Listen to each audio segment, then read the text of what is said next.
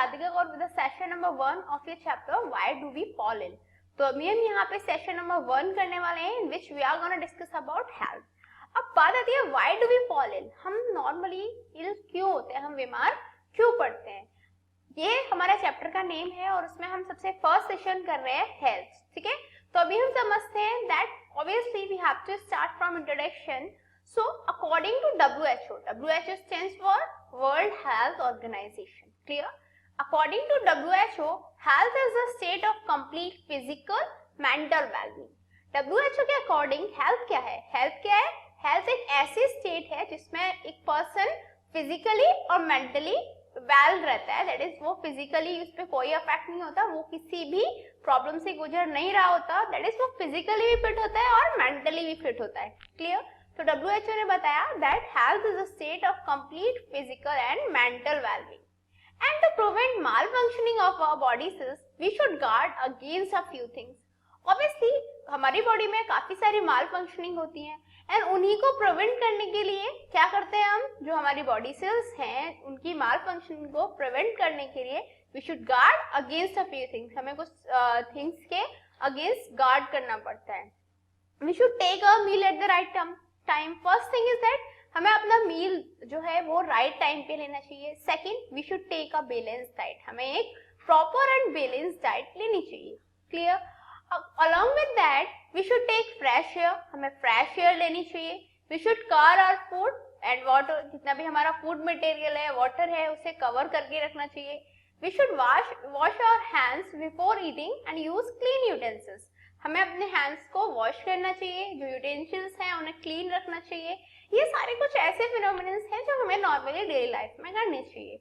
Also we should avoid over eating. हमें over eating को भी अवॉइड करना चाहिए. क्लियर? तो ये सब चीजें हो गई जो नॉर्मली हेल्थ को मेंटेन करने के लिए करनी पड़ती हैं. क्लियर? अब बात आती है जो हेल्थ है वो एक्चुअल में है क्या. Simply health is the absence of disease. Health क्या है? हेल्थ डिसीज की एब्सेंस है. तो कोई भी आपको पूछे what is health, health is the absence of disease. That is कुछ मतलब कोई भी पर्सन यदि उसमें डिसीजेस प्रेजेंट नहीं है, यदि उसमें डिसीजेस की एब्सेंस है, then he will be healthy. Clear ना? And it is also implies the relative absence of pain and discomfort and a discontinuous adaptation and adjustment to the environment to ensure optimal functions. ये और क्या imply करता है?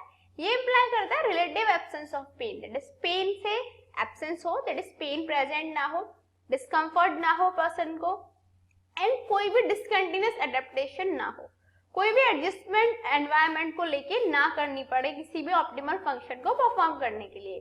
That is जो हमारी body है वो खुद ही रेगुलेट हो, एक प्रॉपर वे में अपने फंक्शंस करे, कोई डिसीज ना हो, कोई पेन ना हो, कोई डिस्कम्फर्ट ना हो, कोई डिसकंटिन्यूअस एडेप्टेशन ना हो, और अलॉन्ग विद दैट एनवायरनमेंट के साथ कोई एडजस्टमेंट नहीं करनी पड़े. दैट इज हमने एक नॉर्मल लाइफ जिए जहाँ पे हम एक परफेक्टली अपनी बॉडी को मेंटेन कर पाए. तो वो स्टेट कौन सी स्टेट होगी? That will be the state of health. Clear?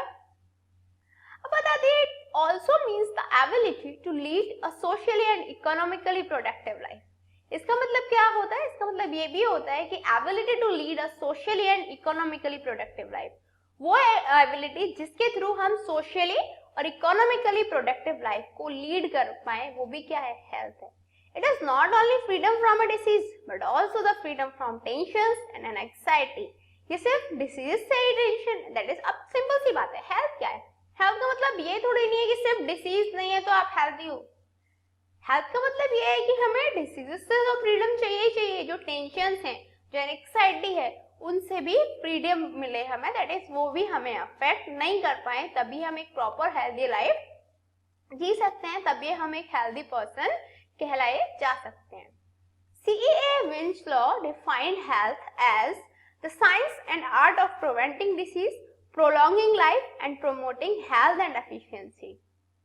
CEA Winslow ने क्या डिफाइन किया हेल्थ को? उन्होंने डिफाइन किया science and art of preventing disease. वो साइंस, वो आर्ट डिसीज को प्रिवेंट करने की, प्रोलॉन्गिंग लाइफ को प्रोलॉन्ग करने की, एंड प्रोमोटिंग हेल्थ को प्रमोट करने की, इफिशिएंसी को प्रमोट करने की, उसको हम हेल्थ बोलते हैं. ठीक है? That is the science and art of preventing disease, prolonging life and promoting health and efficiency. Clear? It depends on continued progress in medicine and public health. ये क्या होता है? ये इस पे डिपेंड करता है कि कंटिन्यूसली प्रोग्रेस कितनी हो रही है मेडिसिन में, पब्लिक हेल्थ में. ये सब हेल्थ को उन्होंने इस अकॉर्डिंगली डिफाइन किया कि हेल्थ क्या होगी, the science and art of preventing disease, prolonging life and promoting health and efficiency. Also, it depends on continued progress in medicine and public health. Clear? Now the thing is, what are some importance of health? Health की कुछ importance क्या है? Good health makes a person's life joyful. जो good health है वो क्या करती है? वो person की life को joyful बनाती है. It always feels happy and cheerful. Obviously जो person है, जब उसको disease नहीं है, उसे कोई pain नहीं है, उससे वो कोई discomfort नहीं है, तो क्या होगा? वो ऑब्वियसली हैप्पी फील करेगा, वो चेयरफुल फील करेगा. तो ये सब किसकी वजह से पॉसिबल होगा? ये सब एक गुड हेल्थ की वजह से ये पॉसिबल हो पाएगा. Healthy community is essential for the national progress. जितने भी नेशनल प्रोग्रेस हैं उनके लिए एक हेल्थी कम्युनिटी का होना एसेंशियल चीज बन जाती है. जब तक एक नेशनल प्रोग्रेस के लिए हेल्थ कमेटी नहीं होंगी, कम्युनिटीज नहीं होंगी, तो क्या होगा? जो बोलते हैं ना, दैट इज जो पर्सन है उसकी प्रॉपर केयर नहीं हो पाएगी. तो जो हेल्दी कम्युनिटीज हैं उनका होना एसेंशियल है. Clear? Now the thing is, good health provides an individual the energy to progress. Good health क्या करती है? गुड हेल्थ किसी भी इंडिविजुअल को वो एनर्जी प्रोवाइड करती है जिसके थ्रू वो प्रोग्रेस हो पाता है. सिंपली आप एग्जांपल लो, एक पर्सन है, एक स्टूडेंट है जो हेल्दी नहीं है, जबकि दूसरा स्टूडेंट है जो हेल्दी है. क्लियर? एक को डिसीजेस है, एक को नहीं है. दोनों एग्जाम में एग्जाम में अपीयर होते हैं. आप खुद सोचो किसके मार्क्स ज्यादा आएंगे? ऑब्वियसली जो हेल्दी है, क्योंकि वो प्रॉपर लिख पाएगा, प्रॉपर समझ पाएगा, वो मेंटली भी सही है और फिजिकली भी सही है. लेकिन यदि किसी को डिसीज है तो उसको प्रॉब्लम्स होंगी. आपने नॉर्मली देखा होगा आपके एग्जाम्स में, यदि आप बीमार हो जाते हो, आपको कोई डिसीज होती है, तो क्या होता है? सिंपली आप एग्जाम पे फोकस ढंग से नहीं कर पाते हो और रिजल्ट क्या होता है? आपकी जो प्रोग्रेस होती है वो कम रह जाती है, आपका जो रिजल्ट होता है वो कम रह जाता है. Self progress contributes to community progress and ultimately progress of the nation. जो हमारे सेल्फ प्रोग्रेस है वही कम्युनिटी प्रोग्रेस को कंट्रीब्यूट करती है, और वही क्या कंट्रीब्यूट करती है? जितनी भी हमारे नेशन की अल्टीमेटली प्रोग्रेस है उसको भी वो कंट्रोल करके रखती है, उसमें कंट्रीब्यूशन करती है. यदि आप सही हो, क्लियर, आप अपनी जो हेल्थ है उसको मैनेज करके रख लो. सेम यदि आपके जैसे ही सब सोचने लगे तो क्या होगा? जो कम्युनिटी होगी वो पूरी हेल्दी रहेगी आपकी. जब पूरी कम्युनिटी हेल्दी है तो दूसरी कम्युनिटी वाले भी सोचेंगे यार ये लोग हेल्दी हैं, हम भी हेल्थ मैनेज करना शुरू कर देते हैं. यदि वो भी हेल्थ मैनेज करते तो क्या होगा? एक टाइम ऐसा आएगा कि नेशन में कोई भी प्रॉब्लम नहीं रहेगी, वो कम्युनिटी जो है एकदम दूसरा जो नेशन है वो प्रॉपरली हेल्दी रहेगा. और कैसे होगा? जब ऑब्वियसली हम सेल्फ प्रोग्रेस स्टार्ट करेंगे. क्लियर? अब बात आती है जो गुड हेल्थ है उसके सिम्टम्स क्या हैं. तो जो गुड हेल्थ है उसके सिम्टम्स हैं, गुड फिजिकल हेल्थ होनी चाहिए, गुड मेंटल हेल्थ होनी चाहिए and social wellbeing. Clear? Good physical health, good mental health and social wellbeing. Along with that अब बात आती है गुड फिजिकल हेल्थ क्या होती है. It means perfect functioning of the body. Physical health का मतलब क्या होगा? फिजिकल दैट इज जो फिजिकली रिलेटेड हो, दैट इज जो बॉडी है वो परफेक्ट फंक्शन परफॉर्म कर पाए, तो गुड फिजिकल हेल्थ हो गई. साइन ऑफ फिजिकल हेल्थ है, जो नॉर्मली हमारी फिजिकल हेल्थ है उसके साइन क्या क्या हो सकते हैं? First, good complexion. जो पर्सन है उसका जो कॉम्प्लेक्शन है वो गुड होना चाहिए, क्लीन स्किन होनी चाहिए उसकी, ब्राइट आईज होनी चाहिए, लस्ट्रस हेयर्स होने चाहिए, नॉट टू फैट, पर्सन को ज्यादा फैट भी नहीं होना चाहिए, उसकी गुड एपेटाइट होनी चाहिए, साउंड स्लीप ले वो, और कोऑर्डिनेटेड बॉडी मूवमेंट्स होने चाहिए. कोई भी बॉडी मूवमेंट जो वो परफॉर्म कर रहा है उसमें कोई भी प्रॉब्लम्स नहीं आने चाहिए, वो इजीली सारे जो उसके फंक्शंस हैं उनको परफेक्टली परफॉर्म कर पाए. अब बताते हैं मेंटल हेल्थ क्या है. It is not merely the absence of mental illness.